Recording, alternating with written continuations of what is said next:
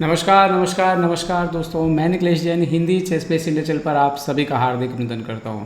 दोस्तों, हम Magnus Carlsen और यान नेपोम्निची के बीच जो सीरीज़ हम चला रहे हैं, इसमें हम देख रहे हैं कि 3 ही क्लासिकल गेमों में इनके बीच परिणाम आया था, जिसमें से 2 नेपोम्निची ने जीते थे। पिछला मुकाबला हम देख चुके हैं। आज हम देखने वाले हैं दूसरा मुकाबला, जो कि खेला गया था लंदन क्लासिक में 2017 में। ये एक ऐसा मुकाबला है जिसमें मैग्नस कार्लसन से जिस तरह की गलतियां हुई एक स्थिति आने के बाद, वो वैसा हमें बहुत ही कम देखने के लिए मिलता है। तो आइए देखते हैं क्या कुछ हुआ इस मुकाबले में। एक महत्वपूर्ण बात तो ये कि कार्लसन एक क्लासिकल गेम हार चुके थे नेपोम्निची से 2011 में। 6 साल हो चुके थे। कार्लसन की रेटिंग देखिए आप 2837 पहुँच चुकी थी, 100 से ज़्यादा रेटिंग का अंतर, और कार्लसन डेफिनेटली जीत दर्ज करना चाह रहे थे नेपोम्निची के खिलाफ। लेकिन मैच में क्या हुआ, शुरुआत होती है नाइट F3 से। कार्लसन सफ़ेद मोरों से खेल रहे थे। C5 यहाँ पर नेपोम्निची ने खेला, C3, D5 और D4 जैसे ही होता है CD4 ये जो है स्लाव का एक्सचेंज वेरिएशन जो है वहाँ पर गेम पहुँच गया। कार्लसन कंटिन्यू करते हैं डेवलपमेंट, नाइट C3, नेपोम्निची खेलते हैं नाइट F6, बिशप F4। तो यहाँ पर नेपो खेलते हैं नाइट H5। ये एक्चुअली में अगर आप देखोगे तो ये मेन लाइन नहीं है, ये एक साइड लाइन है। यहाँ पर जो मेन लाइन खेली जाती है वो है जैसे कि बिशप F5 हो गया या फिर A6 हो गया। ये सबसे ज़्यादा जो है पॉपुलर लाइन है यहाँ पर जो कि खेली जाती है। इवन E6 भी खेला जाता है। लेकिन जो नेपोम्निची ने यहाँ पर खेला नाइट H5, ये ज़्यादा खेला नहीं जाता। और इसका पर्पज़ ये है कि कार्लसन को थ्योरी से थोड़ा सा दूर रखना, मतलब कि कुछ प्रैक्टिकल गेम हो और थ्योरी से थोड़ा दूर रहें, तो ओपनिंग में ना उलझें यहाँ पर नेपो। ओके, नाइट F6 वापस। तो ये एक प्रकार से इन्विटेशन भी कि क्या आप ड्रॉ चाहते हैं, तो मैं ब्लैक पीसेस से खेल रहा हूँ। तो ये इससे पहले भी नेपो कार्लसन के खिलाफ करते आए हैं और कार्लसन डिक्लाइन करते आए हैं। ठीक है, तो ये भी एक देखने वाली बात है कि कार्लसन चूंकि विश्व चैंपियन हैं ऑलरेडी, और उनको वो जिससे मुकाबला खेल रहे हैं वो उनसे 100 रेटिंग डाउन है, तो वो तो चाहेगा कि कार्लसन से ड्रॉ भी हो जाए तो कोई बुराई नहीं है। और ये एक पॉइंट होता है कि जब आप विश्व चैंपियन हो और इतने बड़े खिलाड़ी हो, तो आप जीतने के लिए ही खेलना चाहोगे, वो भी सफ़ेद मोहरों से। तो इसका भी फ़ायदा सामने वाले को मिलता है। ओके, E6 यहाँ पर तो बिल्कुल बराबर डेवलपमेंट आप देखिए तो दोनों तरफ से ऑलमोस्ट सिमेट्रिकल पोजीशन है। स्ट्रक्चर तो पॉन का तो बिल्कुल सिमेट्रिकल, मतलब मिलता जुलता है दोनों साइड से। सिर्फ ये बिशप यहाँ पे नहीं है, बाकी जो सब कुछ जो है वो एकदम सेम है। यहाँ पर कार्लसन जो है IQP पॉन पोजीशन के लिए खेलते हैं, मतलब अकेली क्वीन की पॉन रह जाएगी यहाँ पर इस एक्सचेंज होने के बाद। लेकिन उनके मोहरों को यहाँ पर एक एक्स्ट्रा फाइल भी मिलेगी और डेवलपमेंट के लिए जो है उनको एक पोजीशन जो है ब्लैक से थोड़ी सी बेहतर हो जाती है। यहाँ पर बिशप E7 खेला यहाँ पर नेपो ने। सो कार्लसन ने कंटिन्यू किया कासल क्वीन C2। ओके, अब कार्लसन चाहते हैं कि भाई जब भी कोई IQP पॉन पोजीशन लेके खेलता है तो मोस्टली वो चाहता है कि आक्रमण जो है वो किया जाए। और अगर आप इस पोजीशन में मोहरे देखेंगे सफ़ेद के, तो बिल्कुल आक्रामक जो रुख है वो धीरे धीरे कार्लसन अख्तियार करना चाहते हैं। यहाँ पर H6 खेला नेपो ने, एंड नाउ रुक A D1। तो कार्लसन के रुक भी जो है वो गेम में आने लग गए। बिशप D7 आखिरी पीस यहाँ पर नेपो का गेम में आता हुआ। यहाँ पर देखिए अगर नाइट इंटू D4 मारता ब्लैक, नेपो मारते मान लीजिए, तो night D4, queen D4, bishop C3 के बाद जैसे क्वीन B6, तो night F6, bishop F6, bishop F6, G F6, queen D2 H6 बचाना पड़ेगा, तो किंग G7 और बिशप B1 के बाद दरअसल ये पोजीशन जो है ये बहुत ही शानदार हो जाएगी यहाँ पर कार्लसन के लिए, और इस किंग के लिए मुकाबला करना बहुत ही मुश्किल होगा। तो यहाँ पर रुक के D1 पे BD7 खेला नेपो ने, रिस्क नहीं लिया। A3, रुक C8, तो नेपो के भी मोहरे गेम में आते हुए। और अगर इस पोजीशन को आप देखोगे ध्यान से, तो यहाँ पर कार्लसन ने अपना नाइट भी वापस ले लिया क्योंकि वो एक्सचेंज नहीं चाहते थे। अब A6 के बाद दरअसल ब्लैक जो है वो ठीक है, ब्लैक को कोई ऐसी समस्या नहीं है। वाइट थोड़ा बेहतर जरूर यहाँ पर नज़र आता है पीसेस की प्लेसमेंट की वजह से, लेकिन यहाँ पर ब्लैक फाइन है। लेकिन मैग्नस कार्लसन को जीत चाहिए, तो कार्लसन देखिए कैसे कैसे जो है वो कुछ ना कुछ करेंगे। जैसे क्वीन C1 खेला, अभी नज़र है H6 के प्यादे पे, ज़रूरत पड़ने पे सेक्रीफाइस यहाँ पे मारा जा सकता है। ओके, रुक E8 खेला नेपो ने। तो ये एक अच्छी चाल कि भाई अगर आप यहाँ पे सेक्रीफाइस मार के ओपन करोगे तो आपको ज़्यादा वक्त नहीं मिलेगा, क्योंकि बिशप F8 से आके बिशप G7 सब कुछ प्रोटेक्ट हो जाएगा। सो रुक FE1 खेला यहाँ पे कार्लसन ने भी अपना एक और रुक गेम में लाते हुए। बिशप F8, तो अपने डिफेंस को इम्प्रूव किया यहाँ पर नेपो ने।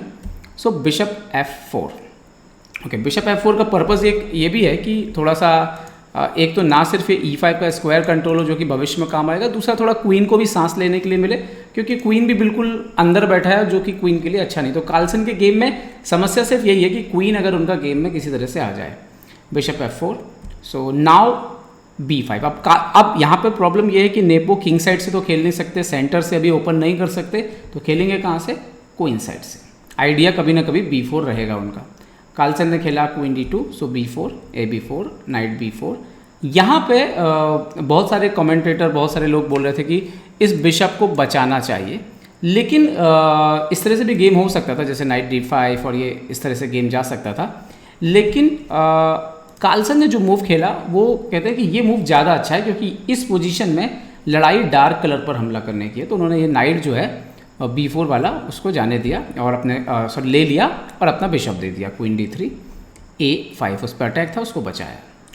अब यहाँ पे मैग्नस कार्लसन अपने क्वीन को जो है वो किंग साइड शिफ्ट करते हैं, क्वीन F3। एक्चुअली में ये गेम मैग्नस कार्लसन ने बहुत अच्छा खेला और पूरे समय उनका गेम में नियंत्रण बहुत अच्छा रहा था। अगर वो लास्ट में जो गलती हम देखने वाले हैं वो नहीं होती तो। बिशप B4 खेला यहाँ पर। अब जैसे ही बिशप B4 खेला, उन्होंने अपने राजा को थोड़ा सा अकेला छोड़ दिया और यहाँ पर मैग्नस कार्लसन के पास एक चाल थी, वो उन्होंने बोर्ड पे चली नहीं, वो थी बिशप इंटू H6। अगर वो मार देते, क्योंकि अगर G इंटू H6 एक्सेप्ट करते तो नाइट E4 के बाद एक्चुअली में वाइट बहुत बेटर हो जाएगा। बिशप E7 डिफेंस के लिए आ जाएगा। आप नाइट E4 तो मार नहीं सकते, वो तो आपको दिख रहा होगा, क्योंकि ये और ये कुछ इस तरह से जो है मात हो जाएगी। तो बिशप E7 यहाँ पे ब्लैक वापस आएगा, लेकिन D5 जो है बहुत ही क्रूशल मूव है। इसको आप चाहेगा बोर्ड पे लगा के देखिएगा, बहुत मज़ा आएगा इस पोजीशन को एनालाइज करने में आपको। अच्छा, तो ये हो जाता अगर, तो पोजीशन जो है वो ख़राब हो जाती बिशप H6 पर, अगर एक्सेप्ट कर लेते। और अगर बिशप C3 करके, जो कि नेपो ने खुद एनालाइज किया इस पोजीशन को, तो ये पोजीशन आने के बाद भी कुछ इस तरीके से वाइट को काफ़ी इनिशिएटिव मिलता। तो ये भी थोड़ा एनालाइज करिएगा, अगर आप लोग को समय हो तो उससे आपके गेम में काफ़ी फ़र्क पाएगा। कार्लसन ने यहाँ पे खेला रूक E3, जो कि कहीं ख़राब चाल नहीं है, लेकिन बिशप H6 गेम को स्पॉट पे उनके लिए बेहतर कर सकते, जिस तरह का वो खेल खेलना चाहते हैं। यहाँ पर एक्सचेंज कर दिया bishop C3, BC3, bishop A4, और ये नेपो की बहुत अच्छी चाल मानी गई। खुद कार्लसन ने बोला कि इसके बाद मैं नेपो की कुछ चालों को मिस करता गया और नेपो बहुत अच्छी चालें चलते चले गए। तो नंबर एक ये था कि ये जो बिशप बैठा हुआ है D7 पे कुछ कर नहीं रहा, लेकिन एक्चुअली में रुक A1 जैसे ही कार्लसन ने खेला, पॉन तो A5 का उनको नज़र आया, लेकिन बिशप C2 के बाद कार्लसन को समझ में आया कि ये जो बिशप है ये किंग साइड के डिफेंस में शिफ्ट हो रहा है और इसके साथ ही ब्लैक जो है वो बच जा रहा है काफ़ी कुछ। कार्लसन ने पहले H3 कर लिया। H3 इसलिए भी ज़रूरी है कि बैक रैंक का कोई प्रॉब्लम जो है वो ना जाए और वो जो A1 का रुख है वो फ्री हो जाए। ओके, नाउ यहाँ पर बिशप F5, तो कार्लसन ने खेला G4, इन्होंने खेला बिशप H7 नेपो ने।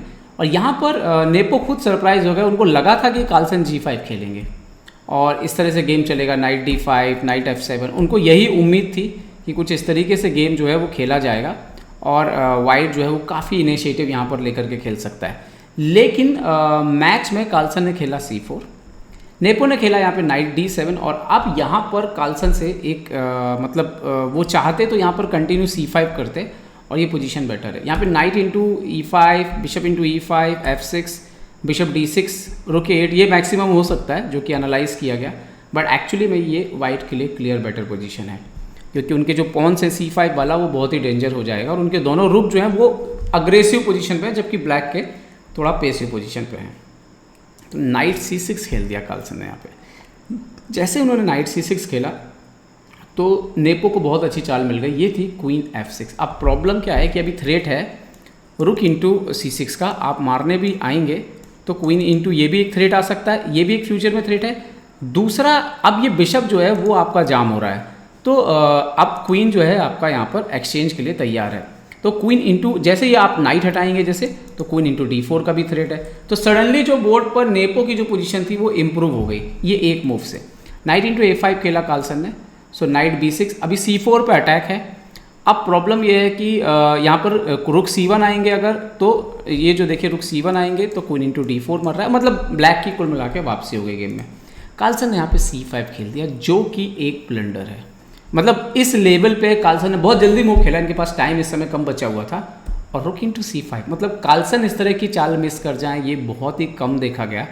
और इस पोजीशन पे भी बिशप E5 खेलते कार्लसन, क्वीन F3 एक्सचेंज होता रुक C2। ये गेम जो है अनप्लीजेंट है वाइट के लिए, लेकिन ये गेम खत्म नहीं हुआ, ये मोस्टली कार्लसन बचा लेंगे ये match.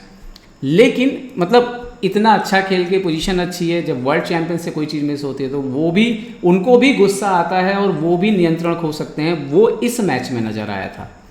Queen into A1 king H2, यहाँ पर क्वीन इंटू A5, और यहाँ पर कार्लसन ने फिर से जल्दी से चाल खेली क्वीन C6, लेकिन वो मिस कर गए। उनको लगा कि नाइट भी मिलेगा, रुक तो पोजीशन अभी भी फाइट करने की है, लेकिन क्वीन A4 वो मिस कर गए और एक्चुअली इसके बाद गेम खत्म हो गया, क्योंकि क्वीन फोर्स यहाँ पर आपको जो है ऑलमोस्ट एक्सचेंज करना है, क्योंकि क्वीन इंटू F4 मर रहा है, मतलब आप क्वीन B6 वगैरह नहीं मार सकते क्योंकि क्वीन इंटू F4 आ रहा है। तो उनको यहाँ पे क्वीन इंटू क्वीन एक्सचेंज करना पड़ा और उसके बाद तो एक क्लियर लूजिंग पोजीशन थी, जैसा कि आप देख सकते हो।